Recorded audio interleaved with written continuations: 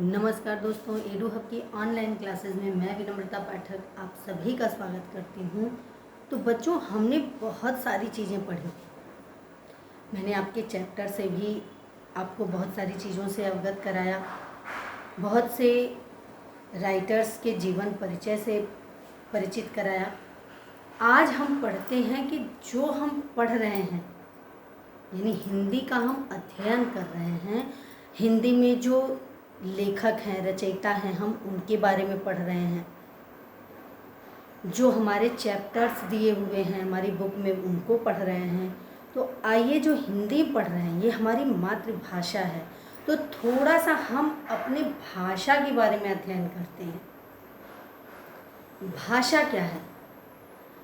भाषा वह माध्यम है जिसके द्वारा हम अपने विचारों को बोलकर या दूसरों के विचारों को सुनकर ग्रहण करते हैं। भाषा वह माध्यम है। देखिए, भाषा की परिभाषा क्या है? परिभाषा है इसकी कि भाषा वह माध्यम है, भाषा वह माध्यम है जिसके द्वारा हम अपने विचारों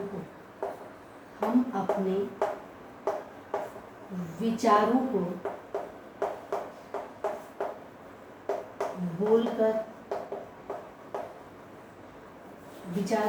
बोलकर प्रकट करते हैं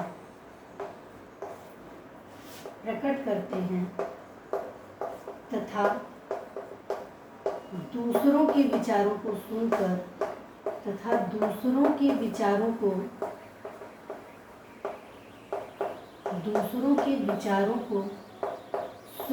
ग्रहण करते हैं।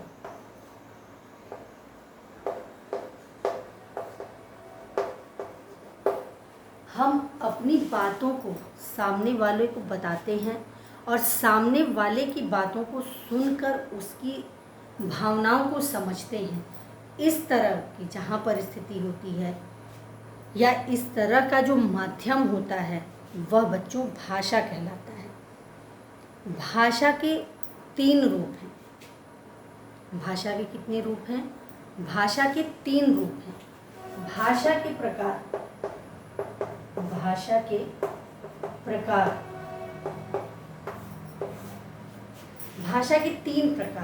3 रूप हैं। कौन कौन से बच्चों?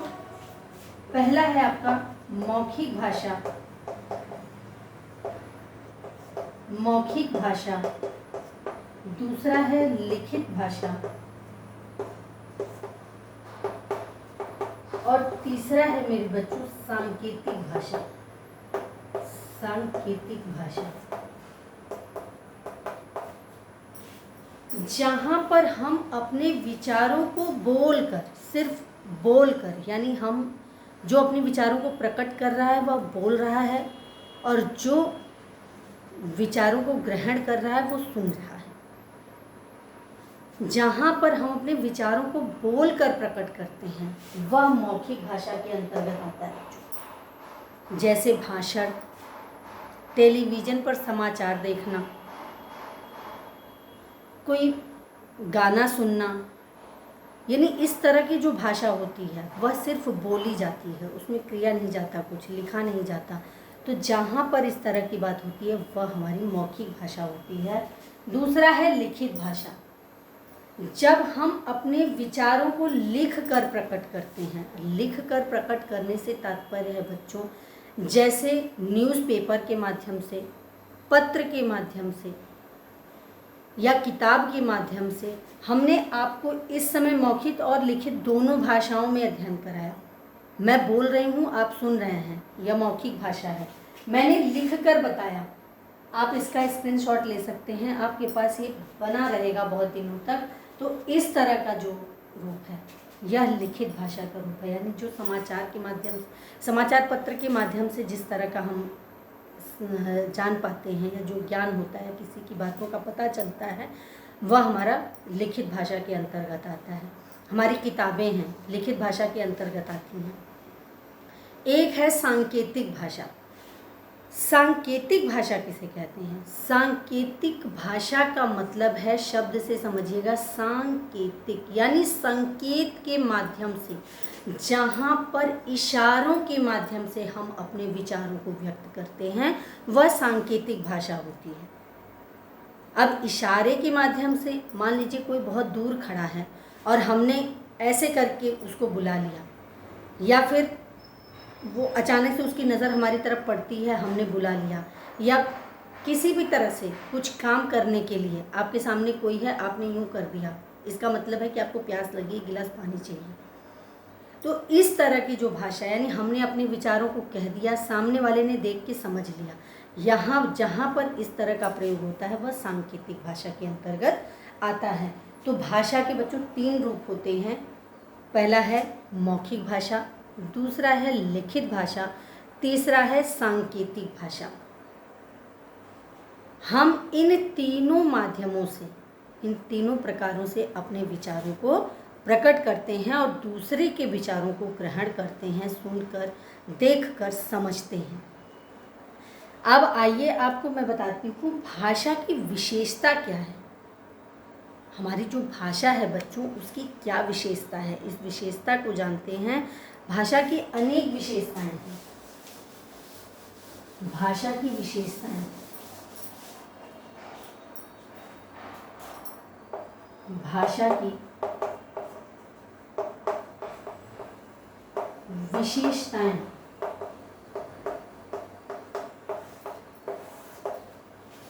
भाषा क्या है? हमारी जो भाषा है वह प्रतीकात्मक है।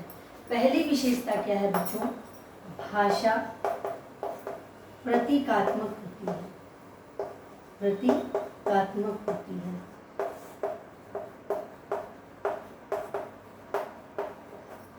प्रतीकात्मक का मतलब जैसे जिसको हम देखते हैं, समझते हैं, सुनते हैं, इस तरह का जो भाषा होती है प्रतीकात्मक होती है। भाषा ध्वनिमय है। दूसरा आपका है भाषा ध्वनिमय है। भाषा ध्वनिमय का क्या मतलब है? ध्वनिमय है। ध्वनि का मतलब जो हमारे मुंह से आवाज़ निकलती है, हम किसी से कुछ कह रहे हैं और वो समझ रहा है, जो ध्वनि निकलती है। ध्वनि हम ज़्यादातर मात्राओं को बोलते हैं, आ ई उ, इस तरह की जो ध्वनि हमारे मुंह से निकलती है, तो भाषा का है वह ध्वनिमय। भाषा का संबंध बच्चों किससे है? मनुष्य से है। भाषा का संबंध, भाषा का संबंध मनुष्य से है। कैसे है? आप जानवर के सामने बोलते रहिए, आप जानवरों के सामने बोलते रहिए, आ जाओ, चले जाओ। अगर वो आपका पालतू है तब तो वो थोड़ा बहुत समझ जाएगा, लेकिन पालतू नहीं है तो आप सिर्फ चिल्ला सकते हो, उसको अपनी बातों को नहीं बता सकते, अपनी भावनाओं को नहीं बता सकते। और भाषा हमेशा आप समझने वाले के माध्यम, यानी जो समझ रहा है उसी को अपनी बात को समझा सकते हैं। यानी मनुष्य के लिए है जो भाषा है वह मनुष्य से संबंधित है, मनुष्य के लिए है कि आप मेरे विचार को समझिए और मैं आपके विचारों से को समझती हूँ। भाषा मुख से उच्चरित होती है। भाषा मुख से उच्चरित होती है, मुख से उच्चरित होती है।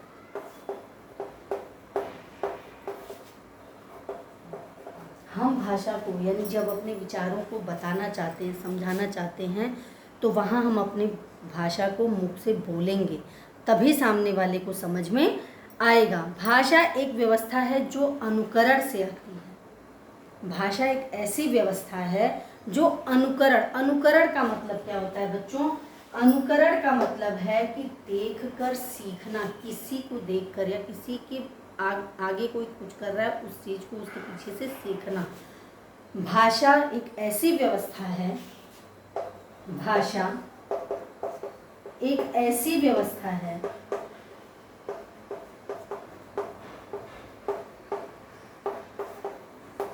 जो अनुकरण से आती है, अनुकरण से आती है।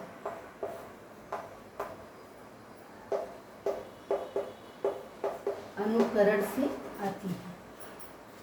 अनुकरण मतलब हमारे घर में अगर कोई छोटा बच्चा है तो हम उसको कोई चीज़ समझाते हैं, अगर उसको हमें सिर्फ एक छोटा सा शब्द बाबा बोलना सिखाना है तो हम 10 बार बाबा बाबा बाबा बाबा बोलेंगे, तब वो बच्चा एक बार कहीं जाके बा बोलेगा। तो अनुकरण यानी जो हम करेंगे वही वो सीखेगा, यानी कोई और कुछ कर रहा है उसको जो हम सीख रहे हैं वह अनुकरण हो गया। भाषा परिवर्तनशील है। भाषा परिवर्तनशील है। भाषा परिवर्तनशील है। यह कैसे है? किसी को हिंदी आती है, किसी को इंग्लिश आती है, वही बात कोई इंग्लिश में समझ जाता है, कोई मराठी में समझता है, कोई तेलुगु में समझता है, यानी सबको जिसको परिवर्तनशील, जो जहाँ पर जाएगा वहाँ की भाषा को वह समझेगा और जो जहाँ का होगा वहाँ की भाषा उसे समझ में आती है। भाषा सरलता एवं प्रौढ़ता की दिशा में सतत गतिशील होती है। भाषा सरलता एवं प्रौढ़ता की दिशा में। सरलता मतलब है भाषा सरलता एवं प्रौढ़ता की दिशा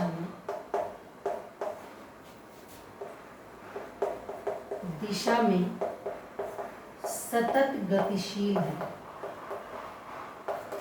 सतत गतिशील है। इसका तात्पर्य है बच्चों कि जो भाषा है,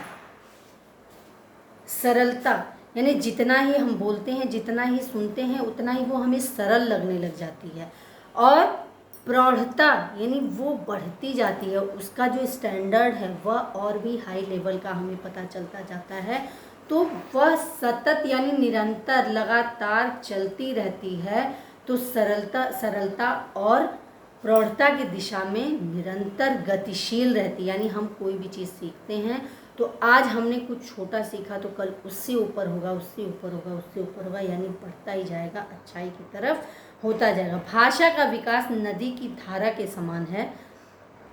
वह अबोध गति से होता, अबाध गति से यानी बिल्कुल बिना रुके चलता रहता है। भाषा की जो भाषा का जो विकास है, भाषा जो बढ़ता है वह नदी की तरह है, यानी नदी निरंतर बहती रहती है।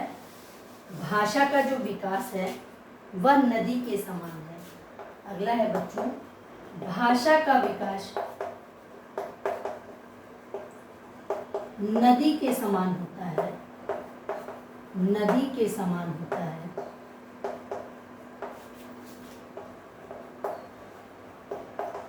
और वह अबाध है, यानी कोई उसे बांध नहीं सकता, और वह अबाध है।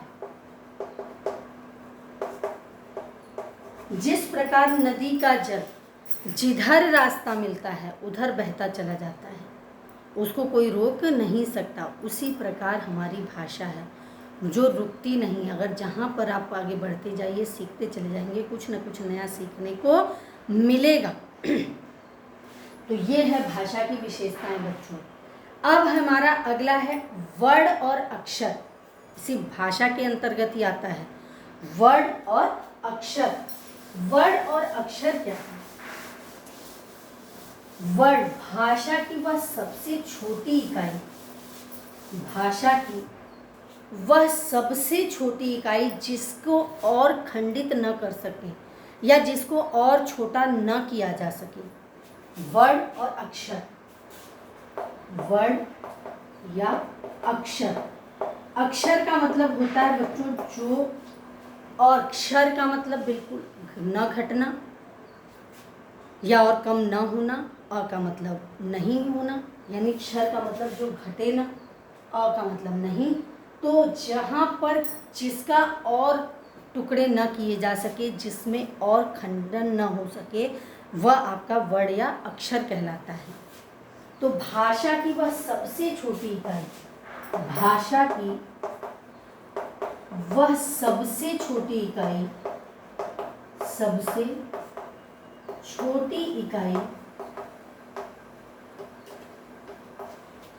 जिसके और टुकड़े न किए जा सके, जिसके और टुकड़े न किए जा सके।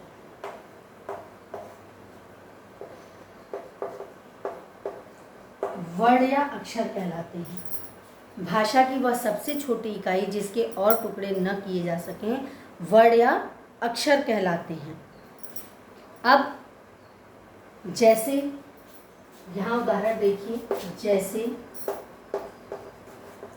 क, अ, आ, ह। अब एक चीज, अब ये जो वर्ण है बच्चों ये दो प्रकार के होते हैं। वर्णों के प्रकार देखिए, वर्णों के प्रकार ये दो प्रकार के होते हैं। वर्णों के जो प्रकार हैं वह दो होते हैं। पहला है आपका स्वर और दूसरा है व्यंजन। स्वर और व्यंजन। हमने आपको उदाहरण में क, अ, आ, ख दिया है। अब आप ये देखिए कि क, आ स्वर क्या है?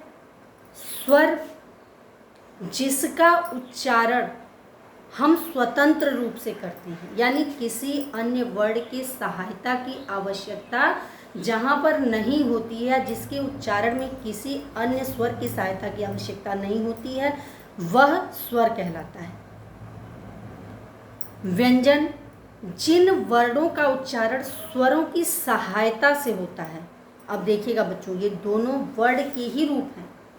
वर्ण को दो भागों में बांटा गया, पहला स्वर है दूसरा व्यंजन है। पहला स्वर है दूसरा व्यंजन है। स्वर क्या है?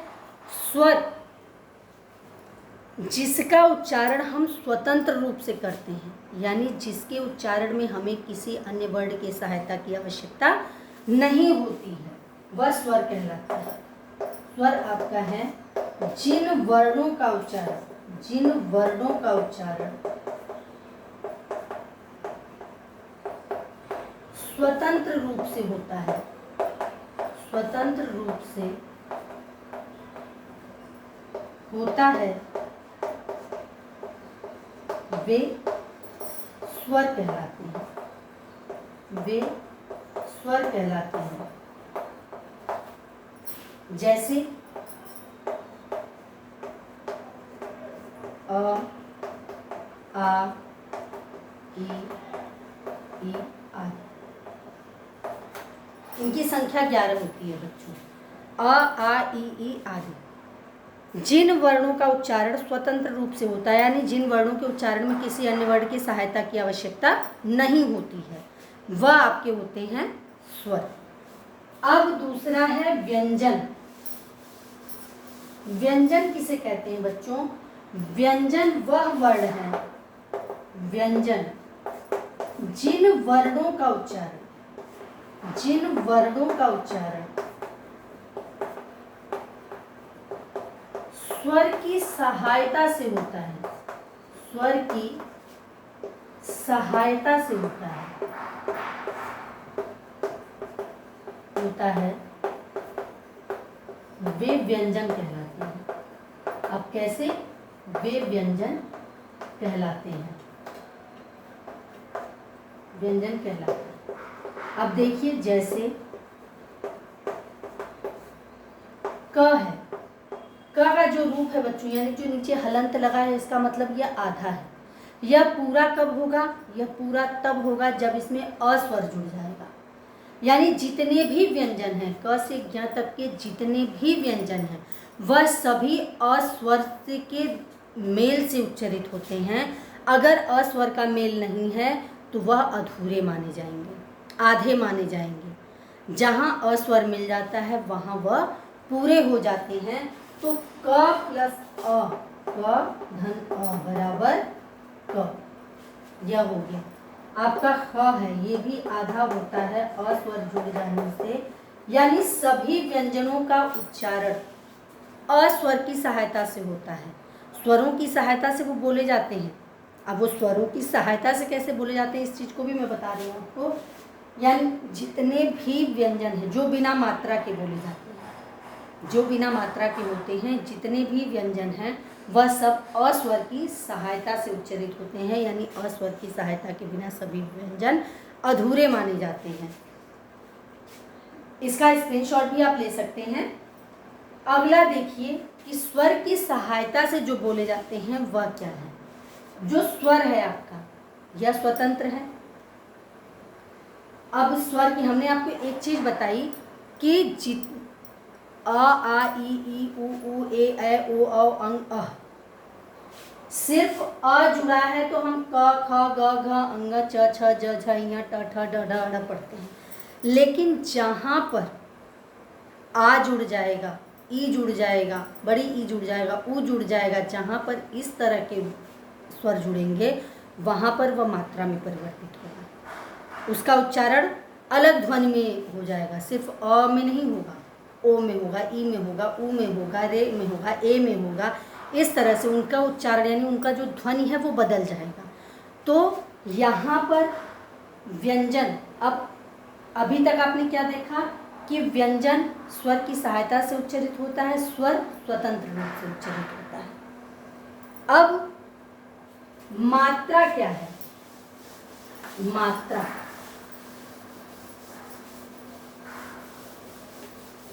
पहले हमने पढ़ा भाषा, स्वर और व्यंजन, वर्ण अक्षर स्वर व्यंजन। अब मात्रा क्या है? मात्रा देखिए, मात्रा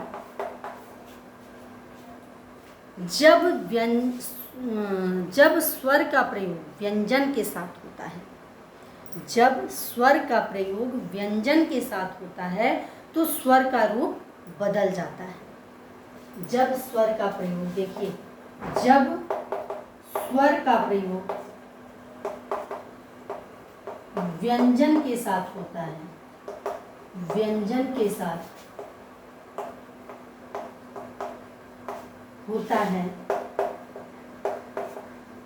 तो स्वर का रूप बदल जाता है, स्वर का रूप बदल जाता है, बदल जाता है। इस बदले हुए रूप को, इस बदले हुए रूप को मात्रा कहते हैं। इस बदले हुए रूप को मात्रा कहते हैं। अब देखिए कैसे, जब स्वर का प्रयोग व्यंजन के साथ होता है, मात्रा क्या है बच्चों? जब जैसे अ है, अ की कोई मात्रा नहीं है, ठीक है, आ लिखेंगे। अगर इसका प्रयोग आपने व्यंजन के साथ कर दिया तो आप एक डंडा लगा देते हैं, क के साथ, ख के साथ, ग के साथ, म के साथ, किसी भी व्यंजन के सामने एक खड़ी पाई या खड़ा डंडा लगा देते हैं, वह आ की मात्रा हो जाती है, रूप बदल गया। हमने स्वर कौन सा प्रयोग किया? जैसे क प्लस आ स्वर का प्रयोग किया, ठीक। अब आ स्वर को जब क के साथ हम लिखेंगे तो हम यहाँ ऐसे लिखेंगे, ऐसे अगर लिखे तो ये गलत हो जाएगा। हम कैसे लिखेंगे? ऐसे लिखेंगे, यानी आ का रूप यहाँ बदल गया। तो ये जो बदला हुआ रूप है बच्चों, यह बदला हुआ रूप ही मात्रा कहलाता है। तो स्वर का प्रयोग जब व्यंजन के साथ होता है तो उसका रूप बदल जाता है और उस बदले हुए रूप को हम मात्रा कहते हैं। क प्लस आ का, अब यहाँ छोटी ही है, इसकी मात्रा ऐसे है। अब क के साथ जब छोटी ई को जोड़ देंगे तो इसका रूप ऐसे हो जाएगा। यहाँ बड़ी ई है, इसका सिंबल ये है, तो क के साथ जब बड़ी ई को हम जोड़ेंगे तो यहाँ इसका रूप ऐसे हो जाएगा। ऊ है, ऊ की मात्रा ऐसे लगती है। क के साथ जब आप ऊ को जोड़ते हैं तो ऐसे हो जाता है। यानी जब स्वर का प्रयोग हम व्यंजन के साथ करते हैं तो स्वर का रूप बदल जाता है। ध्यान रखिएगा, स्वर का रूप बदल जाता है और उस बदले हुए रूप को हम क्या कहते हैं? मात्रा कहते हैं। होता स्वर है, ये ध्वनि भी कहलाता है बच्चों। जैसे आपने देखा होगा कि हम क ख ग घ अंग सब पढ़ रहे हैं, अचानक से ई की मात्रा आ गई, आप अ आ ई उ ए ओ औ अंग अह, ये जो हम बोल रहे हैं अ आ ई उ, इस तरह की जो आवाज़ निकल रही है हमारे मुंह से, जो ध्वनि निकल रही है, ये मात्रा ध्वनि भी कहलाती है। मात्रा को हम ध्वनि भी बोलते हैं। तो आपका हो गया वर्ण, स्वर व्यंजन, मात्रा। अब है शब्द। शब्द क्या है बच्चों? वर्णों का सार्थक समूह, यानी वर्णों का ऐसा समूह जो किसी अर्थ को प्रकट करता हो या जिसका कोई मतलब हो। वर्णों का ऐसा समूह जिसका कोई मतलब हो, वह शब्द कहलाता है। वर्णों का ऐसा समूह जिसका कोई मतलब हो, वह शब्द कहलाता है। शब्द देखिए, वर्णों का ऐसा समूह जिसका कोई मतलब हो, जिसका कोई मतलब हो,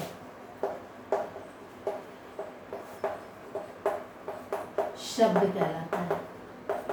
जैसे शब्द कहलाता है, जैसे कमल, कमल, कमल हमारा राष्ट्रीय फूल है बच्चों। कमल हमारा ये राष्ट्रीय फूल है। और इसी तरह से अब अगर हमने यही अक्षर, इन्हीं अक्षरों को कुछ अलग तरीके से जोड़ दिया, आप म क ल, अब आपने ये जोड़ा, इसका कोई अर्थ नहीं है, अर्थात यह शब्द नहीं है और यह शब्द है। वर्णों का ऐसा सार्थक समूह जिसका कोई मतलब हो, वह शब्द कहलाता है, और जिसका कोई मतलब नहीं होता वह शब्द नहीं कहलाता है। अब दूसरा है वाक्य। वाक्य देखिए, वाक्य क्या है? शब्दों के, सार्थक शब्दों के, सार्थक शब्दों का ऐसा समूह। सार्थक का मतलब जो किसी अर्थ को लिए हुए हो। सार्थक शब्दों का समूह, सार्थक शब्दों का ऐसा समूह, सार्थक शब्दों का ऐसा समूह जिसका कोई मतलब हो, समूह जिसका कोई मतलब हो या किसी अर्थ को दर्शाता हो, जिसका कोई मतलब हो, वह वाक्य कहलाता है। वाक्य कहलाता है। जैसे जैसे राम घर जाता है, राम घर जाता है, यह एक वाक्य है। तो शब्दों का ऐसा समूह, सार्थक शब्दों का ऐसा समूह जिसका कोई मतलब हो, वह वाक्य कहलाता है। राम घर जाता है। एक चीज और है बच्चों, पद। पद शब्दों को जब वाक्य में स्थान मिल जाता है, शब्दों को जब वाक्य में स्थान मिल जाता है तो वह पद कहलाता है। वाक्य में स्थान मिल जाता है तो वह पद कहलाता है, तो वह पद कहलाता है।